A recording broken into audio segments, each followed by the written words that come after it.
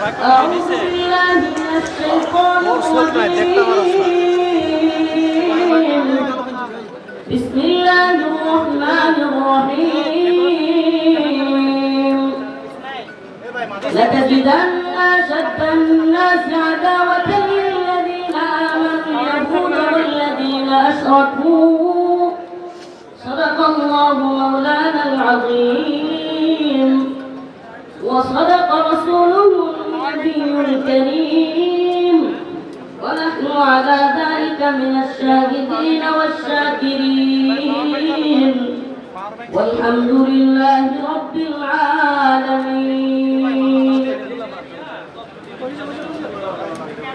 নোয়াখালী জেলার হেফাজতের উদ্যোগে আয়োজিত আজকের এই বন্যার্তদের পুনর্বাসন উপলক্ষে দোয়া ও আলোচনা সভার সম্মানিত সভাপতি নোয়াখালীর আলেমদের সিরতাজ নোয়াখালী জেলা হেফাজতের আমির হযরতুল আল্লাম মাওলানা নিজামউদ্দিন সাহেব হাফিজাহুল্লাহ উপস্থিত আছেন। আজকের এই প্রোগ্রামের মধ্যমণি 1 বছর 2 বছর 1 মাস 2 মাস 1 দিন 2 দিন নয় 14 থেকে 15টি বছর জালেম হাসিনার নির্যাতনের শিকার হয়ে 14-15টি বছর কারাগারের বদ্ধ কুঠুরিতে কাটানো তাওহীদের মুয়াজ্জিন শাইখুল হাদিস আল্লামা জসিমউদ্দিন রহমানী হাফিজাহুল্লাহ পথে আছেন।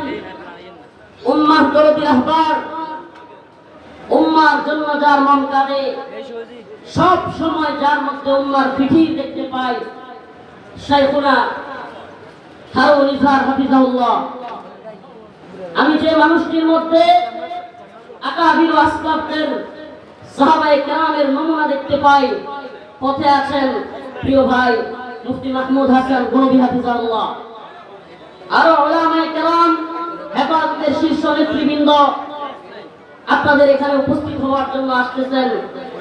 লাকসাম বের হয়েছেন চট্টগ্রামের কৃতি সন্তান, হেফাজত গড়ার কারিগর, নৈপথ্যের কারিগর হযরতুল আল্লাম মাওলানা মীর ইদ্রিস হাফিজাহুল্লাহ। আমাদের সকলকে এখানে উপস্থিত হওয়ার জন্য রব্বে কাবা তৌফিক দান করেছেন।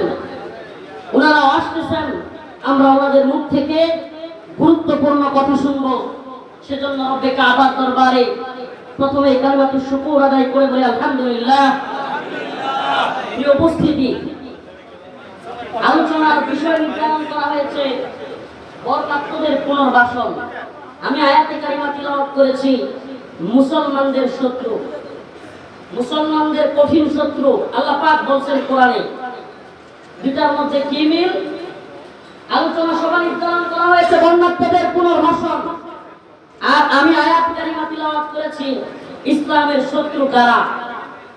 অনেকে মিল খুঁজে পাবেন না, আমি বলবো এটার মধ্যে অনেক বড় মিল আছে।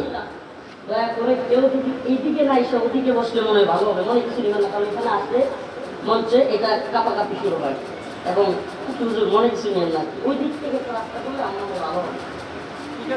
প্রিয় হাজিরিন, আবারও বলতেছিলাম আলোচনার বিষয়বস্তু আজকে নির্ধারণ করা হয়েছে বন্যার্তদের পুনর্বাসন, কিন্তু আমি আয়াতে কারিমা তিলাওয়াত করেছি লাতাজিদান্না আশাদ্দান নাস আদাওয়াতাল লিল্লাযিনা আমানুল ইয়াহুদ ওয়াল্লাযিনা আশরাকু। মুমিনদের কঠিন শত্রু রূপে আল্লাহ পাক বলেছেন আশাদ্দান নাস, মানুষদের মধ্য থেকে তোমরা পাবে শত্রুতা হিসেবে, তোমরা দেখবে ইহুদি এবং মুশরিকদের। আলোচনার বিষয় বর্ণাত্মদের, আমি আয়াতে কারিমা তিলাওয়াত করেছি মুসলমানদের শত্রু। কেউ কেউ এটার মধ্যে যোগসূত্র খুঁজে না পেলেও আমি বলবো অনেক বড় যোগসূত্র রয়েছে। আজকের এই নোয়াখালী এবং ফেনী কিংবা এই অঞ্চলের বন্যার পিছনে কর্তৃত্ববাদী, হিন্দুত্ববাদী, ব্রাহ্মণ্যবাদী, অখণ্ড ভারতের স্বপ্ন দেখা সেই গুজরাটের কসাই মোদী সরকারের বান রয়েছে। অতএব বর্ণাঢ্যদের কথা বলতে গেলে প্রথমেই বলতে হবে এই ব্রাহ্মণ্যবাদী হিন্দুত্ববাদী এই জালেম অখণ্ড ভারতের স্বপ্ন দেখা, রাম রাজত্ব কায়েমের স্বপ্ন দেখায় হিন্দুত্ববাদী ব্রাহ্মণ্যবাদী তাগুতি শক্তি এই ইন্ডিয়ার বিরুদ্ধে। আমার আলোচনার বিষয় খুবই সংক্ষিপ্ত, লম্বা করার সুযোগ নেই। হুজুররা চলে আসতেছেন, নামাজের পরে ওনারা আলোচনা করবেন। আমরা নামাজের বিরতির মধ্যে যাব অল্প কিছুক্ষণের মধ্যে। প্রিয় হাজিরিন, আজকে এই যে ফেনী নোয়াখালী অঞ্চলের বন্যা, এই বন্যার পিছনে আওয়ামী লীগ গভর্নমেন্ট যখন ক্ষমতায় ছিল বারবার আমাদেরকে বোঝানোর চেষ্টা করা হয়েছে কিশোরগঞ্জে রাষ্ট্রপতির এলাকায় যাওয়ার জন্য একটা বাঁধ নির্মাণ করা হয়েছে, এই জন্য এই বন্যা হয়। মিডিয়া বুঝাইছে তীব্র বৃষ্টির কারণে বন্যা হয়। কোন মিডিয়া এভাবে লিখতো উজান থেকে নেমে আসা পানির কারণে বন্যা হচ্ছে। বদমাশগুলো একটাও ভারতের নাম লিখতে সাহস করে নাই। এখনো পর্যন্ত এই দালাল অনেক মিডিয়া ভারতের নাম লিখতে সাহস করে না। লিখতে সাহস করে না নাকি চাটুকারিতা করে? ও প্রিয় মুসলিম উম্মাহ, ও নোয়াখালীর মুসলমান, আমাদেরকে শত্রু মিত্র চিনতে হবে। আমাদের বন্ধু কারা, শত্রু কারা? আমাদেরকে কেউ কেউ রাজনীতি শিখায়, কেউ কেউ অর্থনীতি শিখাতে চায়, কেউ কেউ আমাদেরকে পররাষ্ট্রনীতি শিখাতে চায়, আমাদেরকে আর্থসামাজিক অবস্থান, অর্থনৈতিক অবস্থান বুঝে কথা বলতে বলে। আমি বলি শুনো, আমরা সব বিষয়ে রাজনীতি, অর্থনীতি, পররাষ্ট্রনীতি এগুলো বুঝে কথা বলবার চেষ্টা করি, কিন্তু যদি আমাদের সামনে ইস্যু চলে আসে ইসলামের, আমাদের সামনে যদি ইস্যু চলে আসে ঈমানের, আমাদের সামনে যদি প্রশ্ন চলে আসে রাসূলুল্লাহ সাল্লাল্লাহু আলাইহি ওয়াসাল্লামের, তখন আমরা রাজনীতি, অর্থনীতি, পররাষ্ট্রনীতি বুঝি না।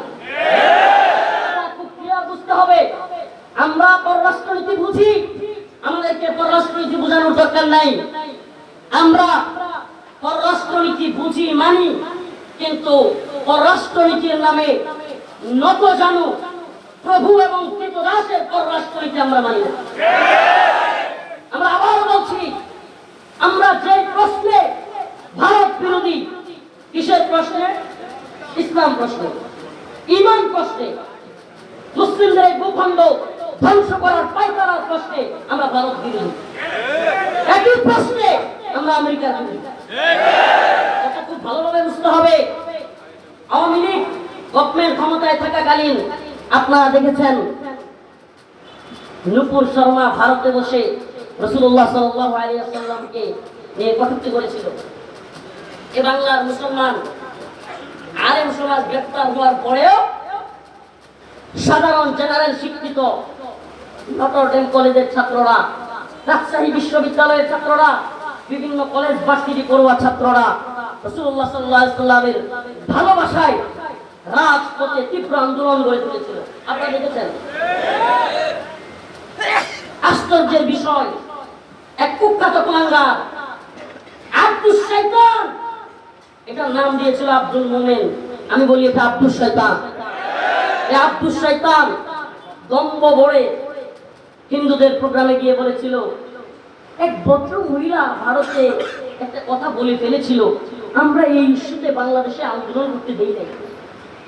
আমরা ভারতবর্ষের সরকারকে বলে এসেছি হাসিনাকে রাখতে হবে। মনে আছে কথাগুলো? সমস্যাটা কোথায়? এদেশের মিডিয়া বলেন কিংবা আমরা কেউ ওই যে রসুলকে নিয়ে কথাটা বলছে এটাকে ফোকাস না করে বাংলাদেশ সরকারের কথা বলছে ওটাকে ফোকাস করছে। অথচ এটার চাইতে কত ভয়ঙ্কর কথাই আব্দুস শয়তান বলেছে। কি আমরা রসুলকে কটূক্তি করেছে এক ভদ্র মহিলা, নাউজুবিল্লাহ। ওর ভাষায় নূপুর শর্মা কি মহিলা? আপনারা কি শুনেন না এই কথাগুলো? অথচ এটাকে ফোকাস না করে দেশের মিডিয়া বলেন, এদেশের সুশীল পাড়া বলেন, এদেশের আম জনতা বলেন, ফোকাস করছে কোনটারে? আমরা ভারতবর্ষের সরকারকে বলে এসেছি। আমি কারাগারে থেকে আমার শুধু আফসোস হয়েছে, হাই ভাই রসুলকে নিয়ে এত বড় দাম্ভিকপূর্ণ কথা বলেছে, এটাকে ওই সময় জুতা পিটা করে বাংলাদেশে সুতা পিটা করে জাল দিয়া পিটা বাংলাদেশ থেকে বাইর করে। তো কি হলো, কথাটা কেন টানলাম? যখন দেখা গেল ফিলিস্তিনে ইসরায়েল আক্রমণ করলো, ছাত্রলীগ নামের সংগঠন আন্দোলন করে। কি সুন্দর রাজনীতি! ইসরায়েলের বিরোধিতা করলে আমেরিকার বিরোধিতা করা হয়, ফিলিস্তিন ইস্যুতে